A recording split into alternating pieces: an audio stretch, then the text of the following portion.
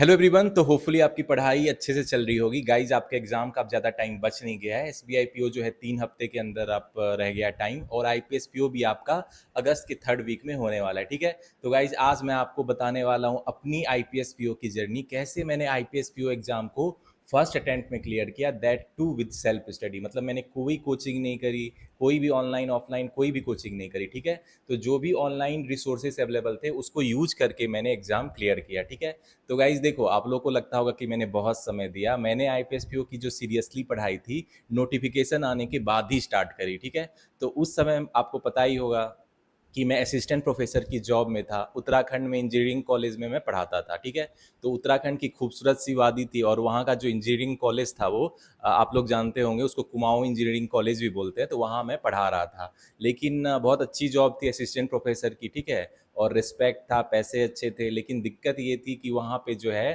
Contractual job थी वो, तो मुझे दूसरी जॉब ढूंढनी थी।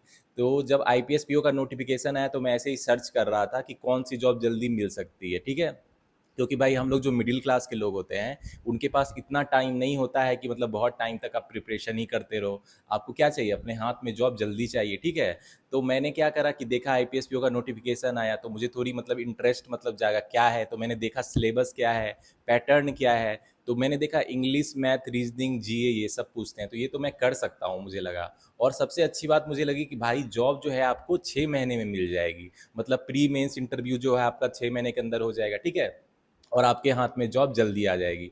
तो यही था मेरा मोटिवेशन, वही था कि मुझे जल्दी जॉब चाहिए थी भाई, क्योंकि असिस्टेंट प्रोफेसर की जॉब बहुत अच्छी थी लेकिन वो कॉन्ट्रेक्चुअल थी। तो मैं 2 साल मैंने असिस्टेंट प्रोफेसर का जॉब करा, उत्तराखंड के इंजीनियरिंग कॉलेज में मैंने बच्चों को पढ़ाया। ठीक है, तो उसके बाद जैसे ही नोटिफिकेशन आया उसके बाद मैंने आईपीएस पीओ का प्रिपरेशन स्टार्ट कर दिया। अब मैंने कैसे प्रिपरेशन करी भाई, तो देखो मैंने सबसे पहले सिलेबस देखा, मैथ, रीजनिंग, इंग्लिश का क्या सिलेबस है, जीए में किस तरह के क्वेश्चन पूछे जाते हैं। ठीक है, तो उसके अलावा डिस्क्रिप्टिव का क्या है सीन, तो सब मैंने अच्छे से देख लिया। उसके बाद जो है मैंने अरिथमेटिक के टॉपिक के कॉन्सेप्ट को क्लियर किया। मतलब जो भी था, मैथ मेरी बैकग्राउंड अच्छी थी लेकिन फिर भी मैंने एक बार रिवाइज कर लिया, जो भी आपके percentage, average, profit loss, simple interest, compound interest, boat stream, time and work, जो भी इंपॉर्टेंट टॉपिक है। ठीक है, तो गाइज देखो मेरे पास कितना टाइम था, मैंने मुझे लगता है मैं 1.5 से 2 महीने में मैंने एग्जाम क्लियर किया।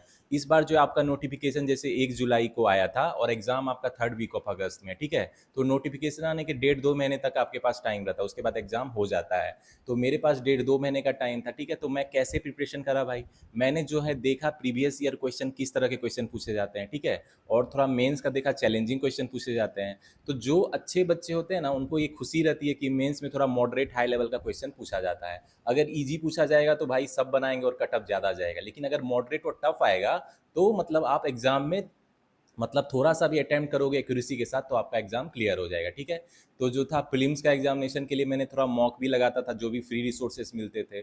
और मैंने ज़्यादातर फ्री रिसोर्सेज को ही यूज़ किया, जो भी आपके ऑनलाइन रिसोर्स आपकी वेबसाइट मैंने ऑलरेडी बता रखा है वहीं से मैंने पीडीएफ डाउनलोड करके हाई लेवल क्वेश्चन प्रैक्टिस करता था। अब मैंने स्टार्ट से ही जो हाई लेवल मैथ के क्वेश्चन है, रीजनिंग के जो मतलब पजल अरेंजमेंट के क्वेश्चन है, उसको स्टार्ट से ही प्रैक्टिस करना शुरू कर दिया। ठीक है, तो गाइज देखो इंग्लिश का क्या सीन था कि इंग्लिश मैंने हमेशा मतलब हिंदी बैकग्राउंड है सिर्फ मेरी तो, लेकिन मैंने इंग्लिश पे थोड़ा हमेशा एक्स्ट्रा फोकस किया। मैंने मतलब रीडिंग, राइटिंग और स्पीकिंग में मैं अच्छा करना चाहता था, क्योंकि English is a global language. ऐसा नहीं होता है कि सिर्फ एग्जाम पॉइंट ऑफ व्यू से मैं मतलब इंग्लिश पे मैं पहले भी फोकस करता था, क्योंकि मेरा सपना था अगर मैं इंडिया से बाहर जाऊँगा तो इंग्लिश की ज़रूरत पड़ेगी। तो उसको भी मैं ध्यान में रखता था कि मेरा ऐसा था सपना कि अगर इंडिया के बाहर जाऊँ तो मैं क्या करता था, मूवी देखता था तो सब टाइटिल के साथ देख रहा हूँ, या न्यूज़पेपर पढ़ रहा हूँ तो उसमें जो वर्ड समझ नहीं आ रहा है उसके मीनिंग देख के उसको फिर से सेंटेंस पढ़ रहा हूँ। ठीक है, तो मतलब पढ़ता था, मूवी में सबटाइटल के साथ देखता था, और डिफरेंट एसेंट कैसे बोला जाता है उसको भी समझने की कोशिश करता था।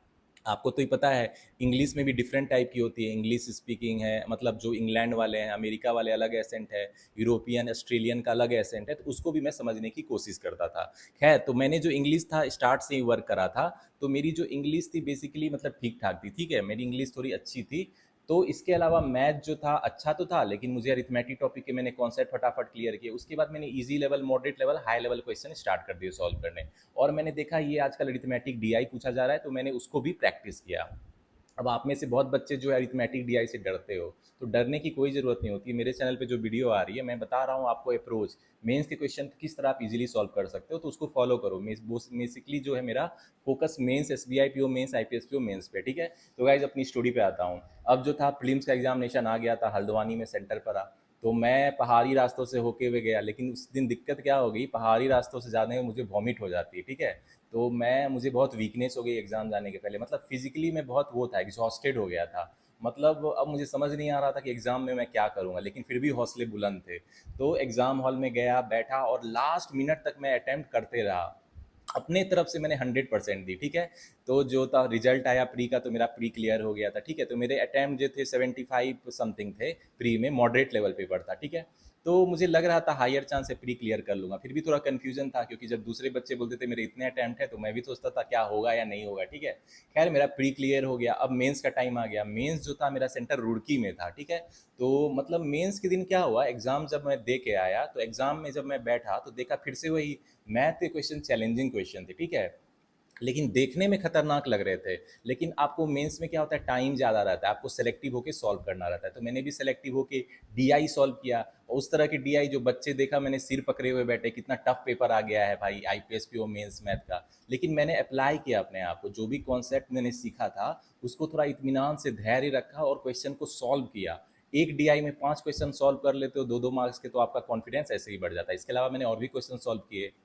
तो गाइज मैंने जब मेंस एग्जाम देके मैं बाहर आ रहा था, तो कुछ बच्चे बात कर रहे थे कि आईपीएस पीओ मेंस का मैथ इतना टफ आ रहा है, ये क्या चाहते हैं, साइंटिस्ट सिलेक्शन करना चाहते हैं क्या। वो मतलब बहुत इधर रो रहे थे, लग रहा था आंख से आंसू निकल जाएंगे। बच्चे बहुत दुखी थे।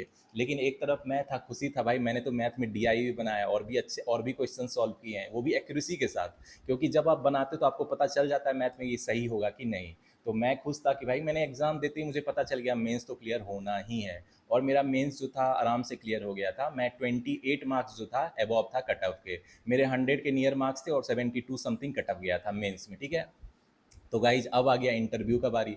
तो इंटरव्यू मेरा लखनऊ में हुआ था, तो मैं लखनऊ गया। लेकिन जब मैं इंटरव्यू देने गया, तो इंटरव्यू जो पैनल था वो वन लाइनर क्वेश्चन नहीं पूछ रहे थे, वो मुझसे सिचुएशनल बेस्ड क्वेश्चन पूछने लगे। अब भाई मुझे तो इतना कोई पता नहीं था, लेकिन खैर मैंने अपना कॉमन सेंस यूज किया और जो भी मुझे उस समय सही लगा मैंने आंसर किया। उसने पूछा अगर आप ब्रांच के मैनेजर हो, आपको कोई लोन करना रहे तो कैसे करोगे, मतलब बहुत डीप चले गए हो। खैर मैंने कॉन्फिडेंस रखा और जितना मुझे अच्छा मतलब कॉन्फिडेंस के साथ बोला, प्रेजेंटेशन अपनी अच्छी रखी, क्योंकि बेसिकली वो आपका प्रेजेंटेशन कॉन्फिडेंस का टेस्ट होता है। वो इधर उधर के सवाल भी पूछ लेते हैं, लेकिन वो देखना चाहते हैं कि आप प्रेशर में तो नहीं आते हो। खैर मैं प्रेशर में नहीं आया, कॉन्फिडेंट रहा। तो मेरे इंटरव्यू में भी 100 में 73 मार्क्स समथिंग थे, जो कि मैं अच्छा बोलूँगा, क्योंकि भाई इंटरव्यू बहुत टफ हुआ था, ठीक है। तो भाई जब फाइनल रिजल्ट आया था, उस समय कोरोना का टाइम था, तो फाइनल रिजल्ट थोड़ा देर हो गया आने में। उस रिजल्ट के लिए भी हम सारे बच्चे मिल के प्रोटेस्ट कर रहे थे, जल्दी रिजल्ट दो। कोरोना का टाइम था तो कुछ इशू हो गई थी, तो रिजल्ट देर हो गई थी। खैर रिजल्ट जब 1-2 महीने देरी से आई, तो मेरा मतलब एक रिजल्ट आता है ना पीडीएफ, जिसमें मार्क्स लिखा रहता है, और उसमें मैंने देखा कि मतलब selected, you are selected for the end you are allotted Bank of India. तो मुझे बहुत खुशी हुई। जो फाइनल कटअप था आई थिंक 42-43 था, और मेरे 50 के आसपास मार्क्स थे, क्योंकि मैंने इजीली क्लियर कर लिया था। तो मैंने जो प्रेफरेंस में पहले बैंक ऑफ बड़ौदा रखा था, फिर बैंक ऑफ इंडिया रखा था, लेकिन उस साल बैंक ऑफ बड़ौदा ने कोई सीट नहीं दी थी। जनरली बैंक ऑफ बड़ौदा कोई सीट नहीं देती थी उस टाइम, अभी दे रही है, 1900 सीट अच्छी खासी सीट है। तो मुझे जो सेकंड प्रेफरेंस थी बैंक ऑफ इंडिया, वो आराम से मिल गया। अगर बैंक ऑफ बड़ौदा देती तो मुझे बैंक ऑफ बड़ौदा मिल जाता, क्योंकि मेरे मार्क्स जो थे फाइनल मार्क्स कटअप के अबव थे। तो गाइज इस तरह मैंने जो है 1.5-2 महीने में पढ़ के आईपीएस पीओ एग्जाम क्लियर किया, वो भी सेल्फ स्टडी के साथ, ठीक है, कोई भी कोचिंग नहीं करी।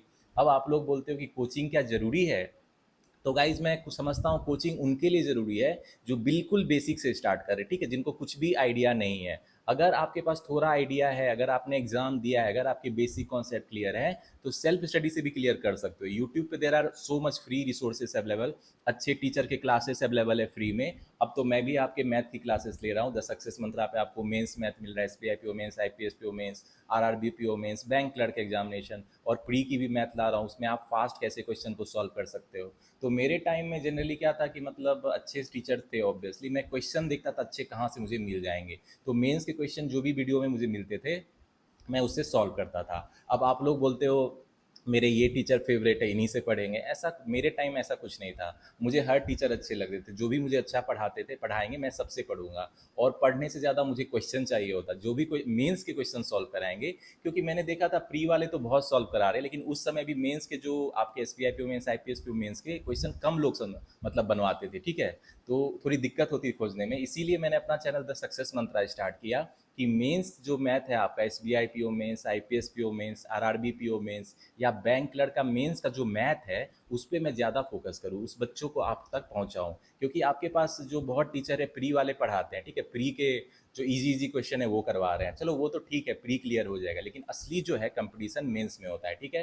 तो इसीलिए मेरे चैनल पे आपको मेंस की बहुत सारी वीडियो मिलेगी, आज भी बहुत सारी वीडियो आने वाली, ठीक है। और कल मैंने 3 वीडियो डाउनलोड करी है IPS PO mains previous year question का, तो उससे जरूर प्रैक्टिस करो भाई। मेंस से बिल्कुल, मेंस के मैथ से जो डर के भागेगा उसको जॉब नहीं मिलने वाली भाई, मैं सच बोल देता हूँ आपको, कड़वी लगेगी लेकिन सच बात है। जो फिल्म्स के क्वेश्चन बना के खुश है मैथ के भाई, उनसे जॉब नहीं निकलने वाला है। आपको जो है मतलब जैसे होता है कि अगर आपको तैरना सीखना है तो नदी में उतरना पड़ेगा, ठीक है। अगर बिना नदी में उतरे आप तैरना नहीं सीख सकते हो। ऐसा नहीं कि आपने ऑनलाइन देखा कि ऐसे ऐसे तैरते हैं, एक दिन अगर आप सच में नदी में गिर गए तो फिर तो आपकी नैया डूब जाएगी। तो इसीलिए मैं कहता हूँ कि अगर आपको जॉब लेना है 2026 में, तो मेंस के मैथ को आपको अटैक करना ही पड़ेगा। मैंने भी वही किया था, मेरा भी वही था पॉइंट ऑफ व्यू कि मतलब मेंस के मैथ में अच्छा करूँ, और मैंने किया भी। इसीलिए मेरे हाथ में जो है आईपीएस पीओ की जॉब आ गई, वो भी सेल्फ स्टडी के साथ 2 महीने के अंदर, ठीक है। तो गाइज ये थी मेरी स्टोरी। अब बहुत ज़्यादा लंबा नहीं खींचूंगा, आप लोग का टाइम बहुत कीमती है, बहुत कम टाइम आपके पास बचा है, ठीक है। तो आज जो है S B I P O mains previous year का बहुत सारा क्वेश्चन का वीडियो आने वाला है मैथ का, तो उसको जरूर प्रैक्टिस कीजिएगा। आप लोग को जो है जॉब इस साल लगने ही वाली है। जैसे मेरे हाथ में जॉब आ गई थी, आपके हाथ में भी 2026 में जॉब आएगी। लेकिन इसके लिए कंडीशन ये है कि आपको मेंस के मैथ को अच्छा करना पड़ेगा, ठीक है। और सब्जेक्ट को भी अच्छा करना पड़ेगा, लेकिन अगर मैथ अच्छा होता है तो ये मैं मान के चलता हूँ कि और सब्जेक्ट में तो अच्छा करोगे ही करोगे, ठीक है। चलो गाइज, होपफुली ये जो मेरी आईपीएस पीओ की जो जर्नी थी, इससे आप मोटिवेट हो गए। और अभी जो अगर आपकी मतलब थोड़ी सुस्त रफ्तार हो गई है, तो थोड़ी तेज रफ्तार से भागोगे, क्योंकि अभी आपके पास कम टाइम बच गया, ठीक है। तो guys, hopefully this video motivated you to give your best in the coming IPS PO 2026 examination.